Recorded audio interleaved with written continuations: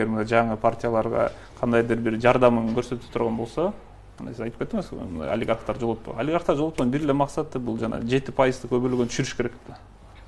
Анан 5 миллиондук бөгөттү жок кылыш керек да. Туура. Анан ошондо деген жанагындай элден чыгып келаткан саясий партиялар, күчтөр биздин үнүбүз деген тиги парламенттин ичинде келип алып, элибиздин кызыкчылыгын парламенттин ичинен талашалы да.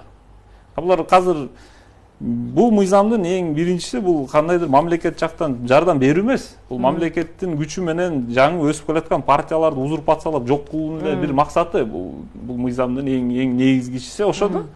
Эгер мамлекет тарабынан жаңы партияларга жардам өбөлгөсү, бул жана 7%-тык тосмону алып кыскартыш керек дагы, анан бөгөттү алып салыш керек. Бул да ушу менен бул суроо чечилет. Жана сиз айткан тарыхта да Германияны айтып келдиңер да. Ал андай бөгөт пайыздар жок болчу да. 5%. Эми ошо 5% болсо деле бизге деле азыр 3-тү берип 5 миллионду алып койсо, жана жаңы өсүп келаткан саясий партиялар азыр ачылма КЛДПны деле алып көрсөк, алар деле мындай кандайдыр бир каражат жагы жетишпей калгандыктан ата мекенге киришип, мындай бир коалициядагы эски жүздөр, эски партиялар баары биригип алып, жаңы жүздөр астына коюп алып, кандайдыр бир элден чыккан ишенимин кайра жаратуунун негизин иштеп жүрүшпөйбү анакей.